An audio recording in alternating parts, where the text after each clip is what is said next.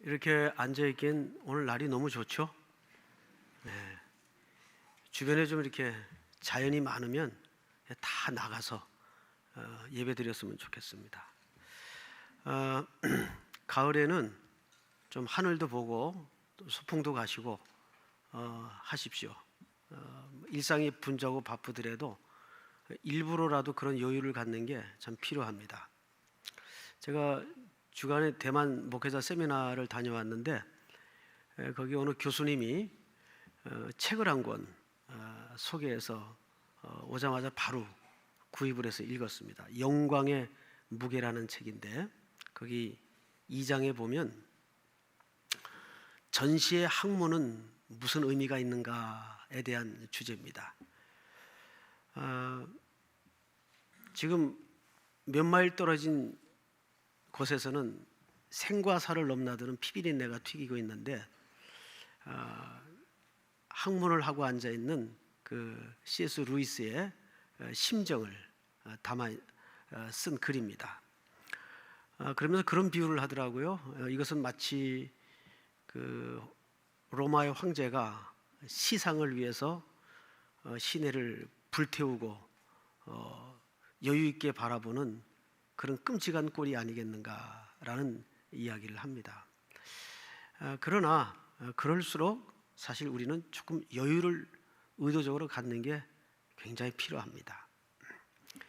그 혹시 삼총사라는 그 아주 유명한 스토리 아시죠? 거기에 보면 이제 이름은 이제 오래돼서 기억이 안 나네. 달다니앙인가요? 한 사람이 지금 전투 중인데 사랑 타령을 해요. 그러니까 친구 하나가 격분해서 야 지금 이 상황에 너는 사랑 타령이냐 막 그래요. 그러니까 이 친구가 사랑도 모르는 애송이가 그래요. 아주 인상 깊습니다. 그리고 영광의 무게라는 책에 보면 이제 막 무시무시한 전쟁터로 떠나는 병사가 이렇게 모자를 쓸 때 가르마를 싹 타서 모자를 쓰는 문기가 있습니다. 인간에게는 그것이 동물과 다른 차이점이라고 저는 생각을 합니다. 이런 좋은 계절에는 좀 높은 하늘도 보시고 익어가는 이제 과일도 좀 이렇게 맛나게 드시면서 좀 마음의 여유를 가질 때 하나님께서 여러분들에게 더 친근히 다가오시리라고 믿습니다. 옆에 분들에게 이렇게 인사 좀 하세요. 소풍 한번 갑시다.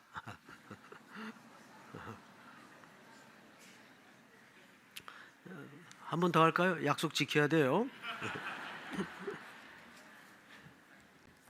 자, 우리 지난주는 그 레위의 언약에 대해서 공부를 했어요.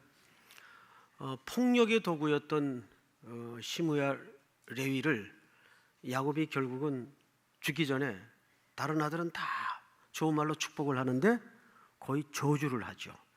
저주를. 너희 모의에 참가하지 말지어다. 폭력의 도구로구나. 저주를 해요. 너희는 다 흩어질 것이다.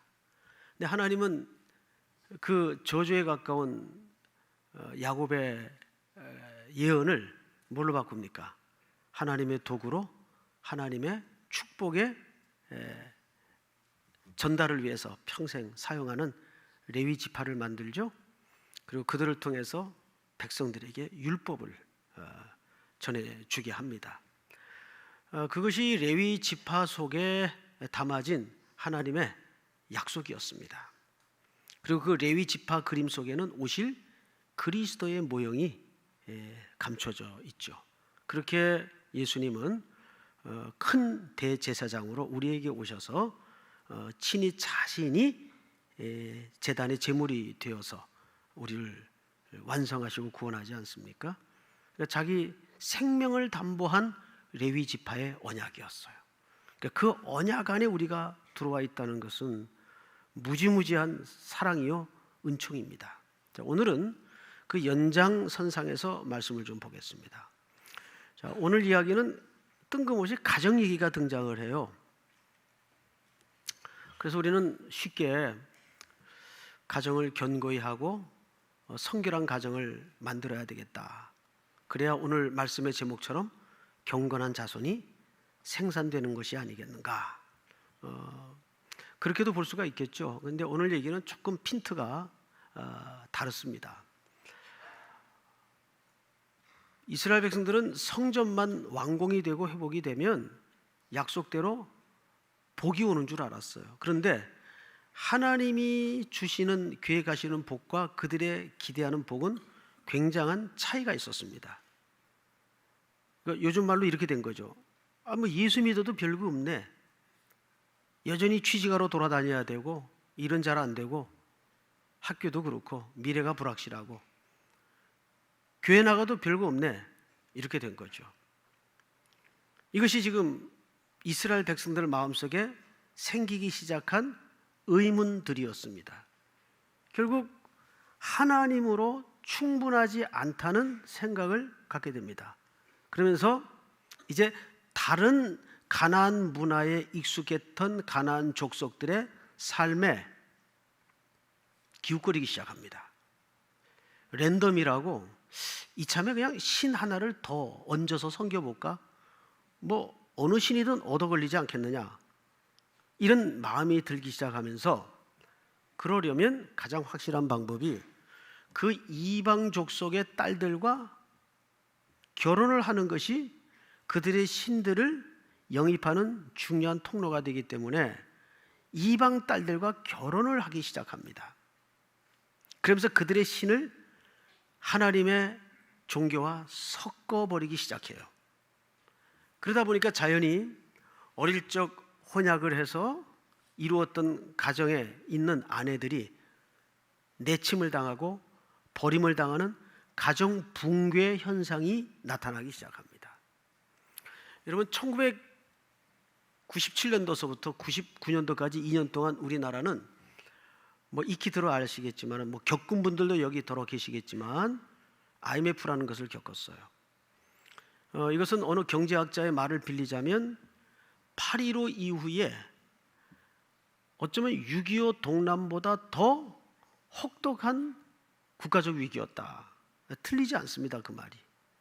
은행이 문을 닫고 통폐합되고 우리 아들, 딸들이 일터에서 쫓겨나고 아버지들이 구조조정을 당하고 어마어마한 한파가 이 땅을 몰아쳤습니다. 그런데 온 국민들이 의기소침했던 것이 아니라 한국민들의 저력을 발휘해서 돌반지까지 다 꺼내기 시작했습니다. 이건 세계 어떤 경제 혹한의 역사에도 없었던 일이에요. 그래서 만 2년 만에 빠른 시간 내에 그 터널을 통과합니다. 온 세계가 깜짝 놀랐죠. 지금 우리나라랑 비슷하게 겪고 있는 나라가 그리스인데, 그리스 총리가 그런다잖아요. 야, 저거 한국 사람들을 좀 봐라. 저들은 우리와 비슷한 처지에 있을 때 돌반지까지 다 꺼내서 나라 경제 위기를 겪어냈는데 너희들은 왜 이렇게 정부에 대해서 욕만 하고 요구만 하냐. 한국을 모델로 빗대어 종종 얘기를 한다 그래요. 뭐 그럴만 하죠. 그런데 그런 한국민들의 저력을 통해 2년 만에 IMF를 졸업하는 광경을 온 세계가 놀라운 눈초리로 지켜보면서 경제학자의 시각에서가 아니라 국내외 사회학자들이 이런 얘기를 해요. 특별히 외국의 사회학자들이 이런 얘기를 합니다. 한국인들이 저렇게 경제 환란을 단시일 내에 통과할 수 있고 극복할 수 있었던 요인 중에 여러 요인이 있겠지만 그 중에 우리가 생각하는 요인은 바로 이것이다. 그것이 뭐냐면 한국인들만이 갖고 있는 끈끈한 가족애가 톡톡한 역할을 했다. 그러니까 한국 사람들은 남자들이 다 털어먹고 손 털고 집에 들어와서 아랫목에 누워버리면 그땐 우리 아낙네들이 일어나서 끙 하고 일어나서 보따리 메고 생계의 현장으로 나간다는 거예요. 그런 참 신비로운 가족애가 그 경제 위기를 겪어낼 수 있었다라는 얘기를 합니다. 저는 그 글을 읽다가 참 맞다라는 생각을 해요. 그 말이 맞습니다. 그만큼 이 가정의 단위는 하나님께서 아주 신비스럽게 묶어놓은 이 땅의 마지막 최소한의 울타리요 보루입니다. 자, 그런데 오늘 이스라엘 백성들을 사정은 바로 그 가정이 붕괴음을 내고 무너지고 있다는 거예요. 인류 멸망사를 공부해 보면 그 멸망의 한복판에 보이지 않는 원인들이 몇 개 있는데, 특별히 로마 멸망사 같은 경우에도 보면 몇 가지 원인을 들어요. 가정 단위가 무너질 때 나라의 근간이 흔들려 버렸던 것을 우리는 알 수가 있습니다. 자, 그러면 이 이스라엘 백성들이 왜 가정이 무너지게 되었는가? 이 단순히 성도덕의 문란과 윤리의 문제가 아니라 그 이면 뿌리 깊이는 만몬이라는 우상이 자리 잡고 있었어요. 하나님이 주시는 것으로 만족하지 못하는 만몬이라는 우상이 그 의식 저변에 뿌리를 내리고 있었습니다. 하나님 믿어도 별거 없네. 그러다가 그 가나안 문화에 쩌든 다른 우상들에게 기웃거리게 됩니다. 그러면서 그들의 딸들과 결혼을 하는 관계로 어릴 적 혼약을 맺었던 이 아내들을 버리는 일들이 벌어지기 시작했어요. 이런 맥락과 흐름에서 오늘 본문을 보시면 아, 이게 그 얘기였구나를 우리가 금방 눈치챌 수가 있습니다. 자, 2장 10절을 한번 볼까요? 10절을 보시면 우리는 한 아버지를 가지지 아니하였느냐? 한 하나님께서 지으신 바가 아니냐? 어찌하여 우리 각 사람이 자기 형제에게 거짓을 행하여 우리 조상들의 언약을 욕되게 하느냐? 자, 앞을 보실까요?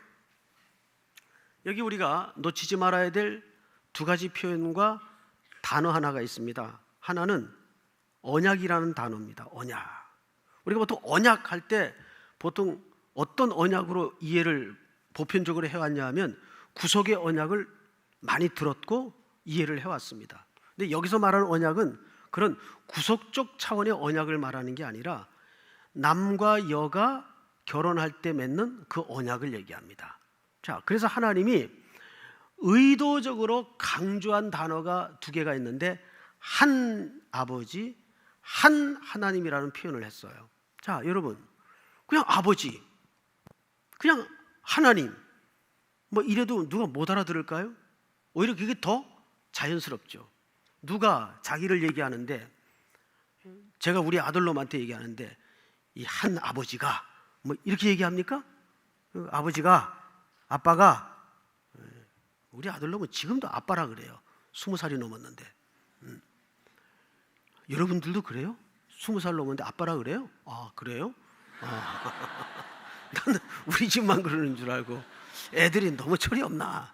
우리 딸도 지금 나이가 20 중반인데 아빠 그래요. 여러분들도 그래요? 오, 그렇구나. 너무 이뻐요.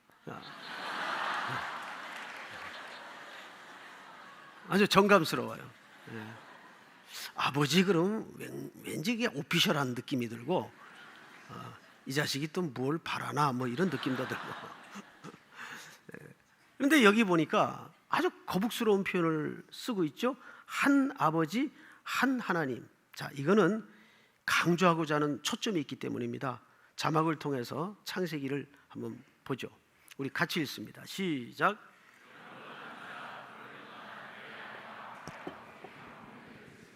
자, 여기 보시면 그의 아내와 합하여 둘이 뭐를 이룬다고요? 한 몸. 부부는 둘이 아니에요. 부부는 한 몸이에요.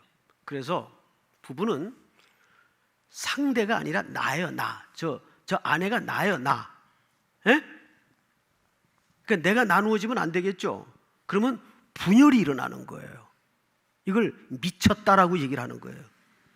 그 분열이 일어나서는 안 되겠죠. 자, 여기서 강조하고자 하는 것이 한 몸이에요. 그런데 이스라엘 백성들이 이 한 몸 되게 하신 하나님의 최초의 에덴 동산에서 이루어졌던 창조의 질서와 결혼의 언약을 깹니다. 이 언약을 깨요. 그리고 이제 말라기로 돌아가서 11절을 보세요. 유다는, 그 대표 주자가 유다입니다. 유다는 거짓을 행하였고 이스라엘과 예루살렘 중에서는 뭐를 행했다고 되어 있어요? 여기 원래 가증이라고 표현했는데 원래 정확하게 해석을 하자면 배신, 배반. 자, 잠깐 저를 보세요. 부부간의 배신과 배반을 얘기하는 거예요. 그럼 이때 배반은 남자를 두고 하는 배반일까요? 여자를 두고 하는 배반일까요? 남자가 배반을 해요? 여자가 배반을 해요? 남자가 배반을 하죠. 왜냐하면 이때 당시는 고대 사회인데다가 히브리적 문화상 여자는 선택의 여지가 없었어요. 수동적이고 피동적인 인생을 살 수밖에 없습니다. 그 오랜 세월 억울한 누명을 쓰고 살았던 요한복음 4장에 수가성 운물가의 여인 이야기를 하지 않을 수가 없습니다. 우리 보통 그 여자가 남편을 몇이나 두었어요? 5을 두었다 그래요. 그래서 보통 이렇게 해석을 합니다. 첫 번째 남자는 돈 많은 남자였을 것이다. 두 번째 남자는 몸이 건강한 남자였을 것이다. 세 번째 남자는 장동건 같은 미남이었을 것이다. 네 번째 남자는 스타일과 매너가 훌륭했던 남자였을 것이다. 이런 해석을 합니다.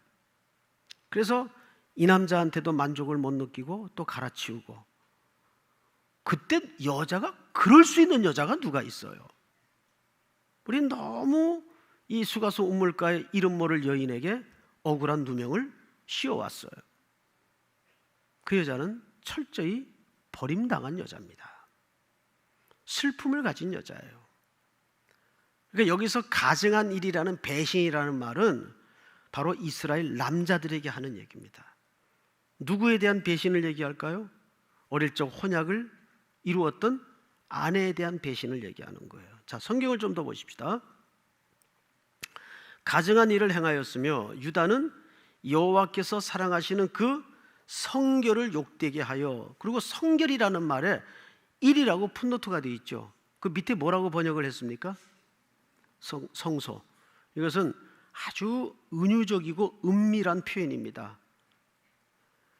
이방 여인을 침소에 들임으로써 성소를 더럽혔다 그 말이에요. 침소를 더럽혔다 그 말이에요. 언약을 깨물었어. 무슨 언약?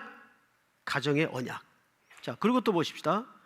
성결을 욕되게 하여 이방신의 딸과 결혼하였으니. 그렇죠?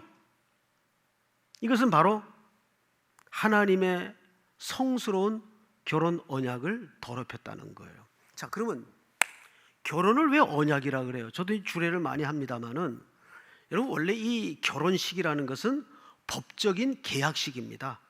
그래서 하객들은 사실 축하만 하러 오는 분들이 아니고 법적인 증인으로 오시는 분들이에요. 영국 같은 데서는 그런다 그래요. 지금도 그렇게 하는지는 모르겠지만 이제 예식이 자꾸 바뀌니까 주례를 마친 다음에 혼인 서약을 하기 전에 청중들을 향해서 이렇게 묻는데요. 아주 엄숙한 어조로 이 결혼 예식에 이의가 있습니까? 라고 묻는데요. 이 가슴 뜨끔한 질문이죠. 근데 청중 중에 누가 예를 들어서 있습니다. 그러면 산통 깨지는 거죠. 근데 가끔가다 결혼 주례를 하다 보면 남의 결혼식 와서 쓸데없이 우는 사람들이 있어요. 제발 그러지 마세요. 오해받아요. 오해받아. 결혼은 하나의 계약이에요. 그래서 증인을 세우는 겁니다. 여러분, 그런데 이스라엘이 하나님이 증인이 되어서 맺어준 이 관계를 깨버립니다. 뭐 때문에요? 성적인 타락 때문이 아니에요.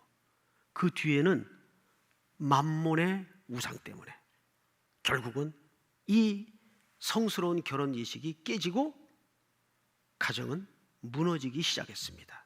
그 얘기를 조금 더 적극적으로 이렇게 합니다. 12절, 이 일을 행하는 사람에게 속한 자는 깨는 자나 응답하는 자는 물론이요 만군의 여호와께 제사를 드리는 자도 여호와께서 야곱의 장막 가운데서 끊어 버리시리라. 굉장히 추상 같은 무서운 결과로 고발하고 있습니다. 아주 끊어버리겠다. 이런 자는 왜 그래야만 했을까? 그 이유가 그 다음 절에 이렇게 나와 있습니다. 13절, 너희가 이런 일도 행하나니 곧 눈물과 울음과 탄식으로 여호와의 제단을 가리게 하는도다. 자, 앞을 보실까요? 눈물과 울음과 탄식으로 너희가 하나님의 제단을 가리운답니다. 기가 막힌 얘기예요. 이건 거짓 예배를 말하는 게 아니라 지금까지 스토리의 문맥을 잘 생각해 보십시오.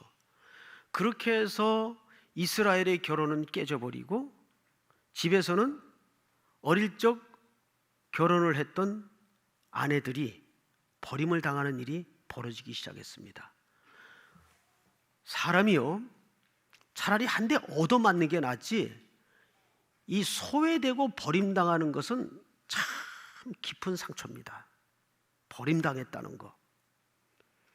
그런데 이스라엘의 아내들이 버림당하기 시작합니다. 그러면 가슴에 대못을 받고 눈물을, 울음을, 한숨을 어디서 쏟아야 될까요?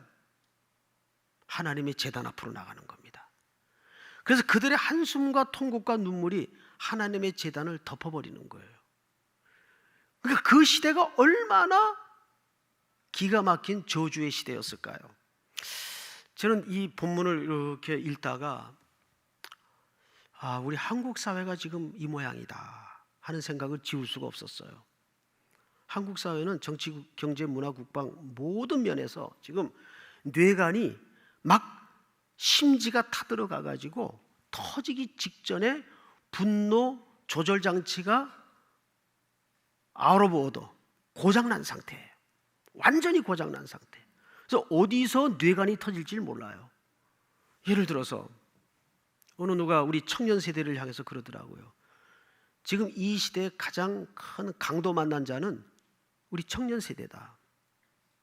그런데 우리 청년들이 이렇게 해도 안 되고 저렇게 해도 안 되고 시간은 길어지고 나이는 들고 하니까 이제는 어떤 현상까지 나타나냐면 나는 저 사람들보다 못나서 이러고 있나? 자기 자괴감에 빠지는 이것이 더 위험해요. 꼭 그게 아니거든요. 지금 이 세상과 사회와 정치 모든 구조가 청년들을 위한 꿈을 만들어주고 미래의 길을 열어주는 구조가 아니에요. 학교 나오면서부터 졸업하면서부터 거대한 빚을 지고 우리 아이들이 나옵니다. 지금 사회 구조가 그렇게 돼 있잖아요. 전부 다 빚쟁이로 학교를 졸업합니다. 아이들이. 게다가 시급 얼마, 또 그 몇 푼 안 되는 아르바이트 비용을 벌어서 이렇게 겨우겨우 연명하는 청춘들이 대부분이에요. 그러다 보니까 이것도 안 되고 저것도 안 되니까 그냥 공무원 시험에만 올인을 합니다. 이게 전부 노량진 가 있어요. 노량진. 그러니까 우리 청년들 가운데는 폭발 직전에 한숨과 눈물과 통곡을 가진 청년들이 많아요. 청년 세대만 그렇습니까? 아버지 세대들도 마찬가지고 황혼 이혼이 늘어나고, 근데 그 뒤에는 전부 이 문제가 걸려 있어요. 경제의 문제. 뭐 여기 비할 이야기는 아니지만은 얼마 전에 방송인 한 분이 아내가 진 빚 때문에 1년간을 가슴앓이를 하다가 결국 그 빚을 다 떠안기로 하고 아내와 헤어지는 기사가 보도가 됐더군요. 참 마음이 아프죠. 그래서 우리나라는 현재 OECD 국가 중에 자살률, 이혼율이 1위예요. 이런 거 1위 안 해도 되는데 꼭 이런 건 1등을 하더라고요. 그래서 난 이런 보도를 들을 때마다 궁금한 게 우리나라는 왜 그 OECD에 들어가 가지고 그거 왜 들어갔는지 모르겠어요. 맨날 이런 통계에만 등장을 하는지. 그 OECD가 뭐 하는데요 도대체? 그런 하나님의 제단에 눈물과 통곡과 한숨이 거두어져야 되는데 지금 이스라엘의 가정 상태는 그 모든 무너짐의 눈물과 한숨과 통곡이 하나님의 제단을 뿌옇게 가리우는 일이 벌어지기 시작했습니다. 자, 그러고 나서 성경을 좀 보십시다.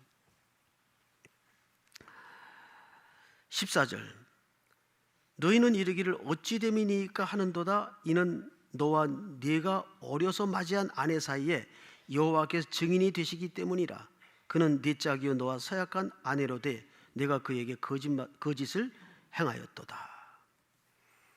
자, 이들은 지금 자기들의 실상과 참혹한 영적인 상태를 인지하고 있습니까? 못하고 있습니까? 인지 못하고 있어요. 이것이 어찌 된 일입니까? 라고 묻고 있습니다. 오히려 그래서 말라기서는 1장서부터 끊임없이 하나님에 대한 이 반항적 질문으로 말라기서는 시작이 되었어요. 이게 우리 사랑하신 겁니까? 우리가 언제 하나님을 떠났습니까? 계속 하나님의 그림과 이들이 기대하는 그림은 어마어마한 간격이 있다는 것을 발견할 뿐입니다.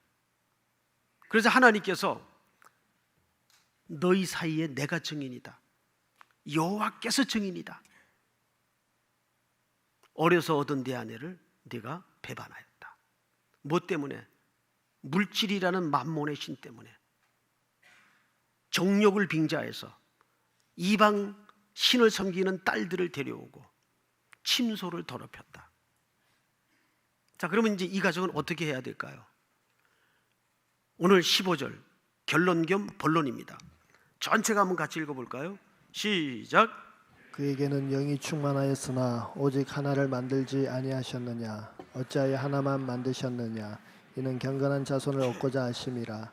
그러므로 내 심령을 삼가 지켜 어려서 맞이한 아내에게 거짓을 행하지 말지니라. 자, 요즘 알듯 모를 듯한 아주 난해한 이제 본문이 등장을 했어요. 15절에 보시면 그에게는 영이 충만하였으나 오직 하나를 만들지 아니하셨느냐? 이 무슨 얘기일까요? 이 얘기입니다. 쉽게 풀어서 설명을 드리자면 하나님은 전능하시고 하나님은 넉넉하신 분이다. 그런데 왜 하나만 만들었느냐? 그것은 아담과 하와를 얘기합니다. 한 몸을 만들고 한 가정을 만들었을 뿐이에요. 결혼은 한 남자와 한 여자가 하는 게 정상입니다. 믿습니까? 이것이 성경의 원리고 창조의 질서예요. 하나님은 전능하신 분이고 무엇인지 만들 수 있고 넉넉하신 분인데 왜 에덴 동산에 한 여자와 한 남자를 만들었을까? 그 이유를 이렇게 설명합니다. 오직 하나를 만들지 아니하셨느냐? 어찌하여 하나만 만드셨느냐? 이는 뭐를 얻고자 함이니라? 경건한 자손을 얻고자 함이니이다. 자, 이제 다 됐어요. 뭐를 얻고자 해요? 경건한 자손. 오늘 말씀의 제목이 뭡니까? 경건한 자손이에요. 자, 이거를 어떤 이제 그 자료들을 보니까 이렇게 비교를 해놨더군요. 그러니까 엄마와 아빠가 건강한 결혼 생활을 해야 경건한 자손이 가문이 만들어지고 태어나는 법이다. 그래서 이제 케네디가의 저주 해가지고 자살 몇 명, 암살 몇 명 쫙 자료 뽑아놓고 또 한켠에다가는 록펠러가의 복 해가지고 총장 몇 명, 변호사 몇 명, 의사 몇 명, 재벌 몇 명 이렇게 비교를 해놨어요. 비교를. 근데 오늘 본문이 그 얘기를 하고 싶었을까요? 아닙니다. 여러분, 성경 전부는 무슨 얘기인지 아세요? 결혼 얘기예요. 창세기에 보세요.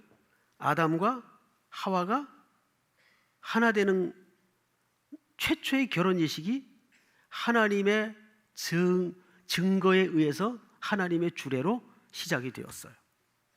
하나님이 사실은 최초의 중매장이세요. 그러고 나서 이 부부 사이에 죄가 들어오고 이 부부는 망가집니다. 깨져요. 근데 이 깨진 부부를 마지막 요한계시록에 누가 온전하게 완성합니까? 어린 양, 우리의 신랑 되신 예수 그리스도. 그리고 우리와 뭘로 계시록은 끝이 납니까? 혼인잔치로 끝이 나요. 그러니까 이 성경은 전부 결혼 얘기입니다. 결혼으로 시작해서 그 결혼이 망가지고 결혼의 완성과 회복으로 끝이 나는 거예요. 자, 그런데 그런 의미에서 여기 경건한 자손이라는 것은 왜 하나를 만들었느냐? 여기 경건한 자손의 원문을 보면 이런 의미로 되어 있습니다. 하나님의 씨라는 뜻입니다. 우리가 말하는 이런 가문을 얘기하는 게 아니라 하나님의 씨. 그러면 여러분, 하나님의 씨가 누구예요? 그리스도예요. 경건한 자손은 아브라함의 씨를 통해서, 이삭의 씨를 통해서 누가 오시도록 되어 있는 거죠? 그리스도. 그러니까 어떤 청년 간사가 어제 차를 마시면서 저한테 그러더라고. 목사님 설교는 모든 게 기, 승, 예수로 끝난대요. 맞다. 근데 그 예수의 모습이 설명할 때마다 다 달라서 매번 설교를 들을 때마다 오늘은 어떤 예수의 모습을 우리에게 말씀하실까 기대가 된다 그러더라고요. 아주 기특한 청년이었어요. 이게 말귀를 잘 알아들은 거죠. 여러분, 성경은 전부 그리스도의 이야기입니다. 오늘 여기서 말하는 경건한 자손은 결국 그리스도를 얘기하는 거예요. 뭘까요? 우리의 온전한 회복과 구원은 이렇게 못난 역사와 실패의 역사가 점철되어 있지만 결국은 경건한 자손이신 그리스도를 통해서만 회복이 되고 완성될 수밖에 없다는 그리스도 소망을 바라보도록 하는 말씀이 오늘 이 말씀이에요. 자, 이 땅의 가정을 보통 천국으로 비유하고 또 부부를 신랑과 성도, 그리스도와 우리의 교회의 모습으로 비유를 해요. 자, 그런데 이 땅의 가정을 한번 보십시다. 우리는 배우자를 통해서 누구를 소망해야 될까요? 그리스도를 봐야 돼요. 그런데 오해하지 마세요. 긍정적 모델 차원에서 그리스도를 소망하라는 얘기가 아니에요. 그런 가정은 몇 없어요. 서로 부딪히며 살면서 계속 배우자에게 절망하면서 정말 주님만이 나의 참된 배우자시구나. 이건 사실입니다. 목사님 가정에 무슨 어려움이 있나? 그 얘기가 아니라 이 땅의 우리 부부 관계는 그것을 하나의 연습하고 있는 것뿐입니다. 온전해질 수가 없어요. 그래서 신앙이 깊어질수록 나타나는 공통적인 현상이 뭔지 아십니까? 인간에 대한 기대를 내려놓기 시작합니다. 사실은. 그리고 점점 주님만이 나의 참된 신랑이시구나.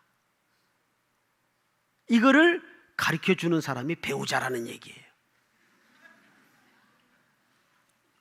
왜 가슴이 뜨끔합니까? 아닙니다. 사실입니다. 그래서 이 땅에서는 그냥 서로 덤덤하게 사세요. 너무 너 없으면 웃기지 마세요. 웃기지 마. 그런 게 어디 있어요? 그런 거 없어요. 정말 주님만이 경건한 자손으로서 우리의 참된 신랑이시구나. 이 무너진 폐허더미 역사 속에 하나님은 그거를 우리에게 드러내시는 겁니다.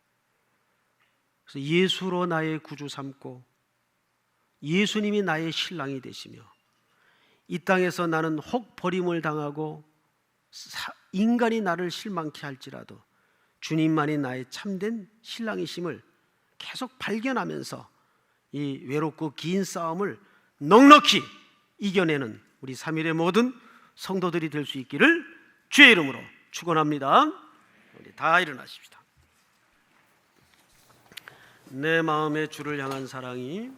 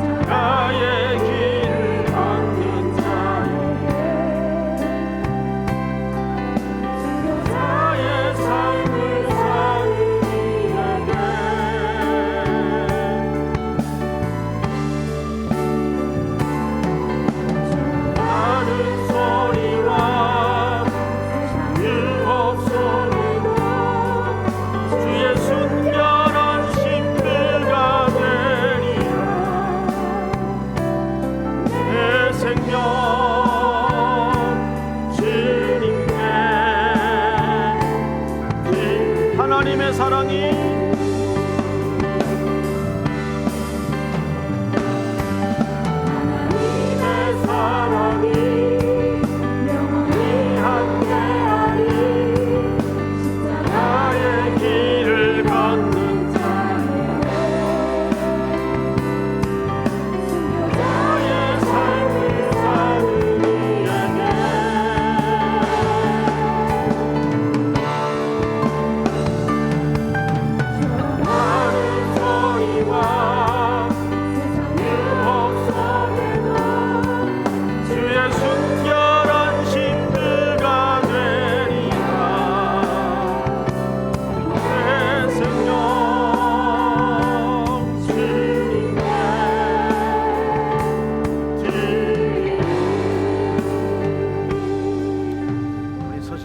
기도합시다. 다 같이 눈을 감고 기도 제목을 드리겠습니다.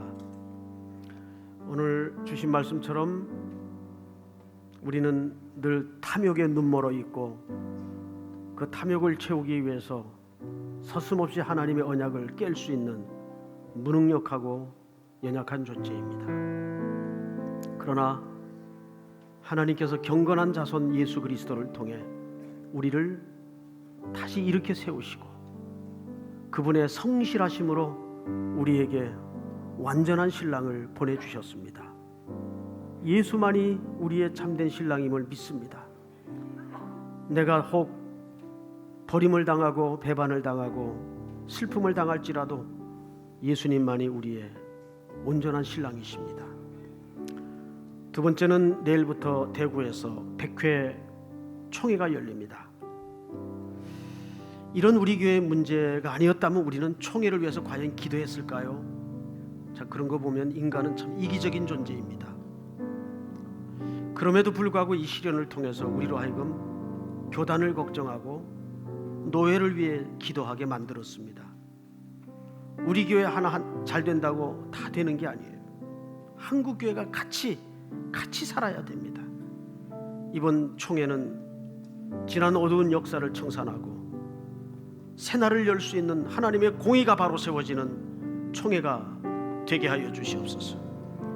우리 이 시간 다 같이 두 가지 제목을 놓고 주여 부른 다음에 기도합니다. 주여!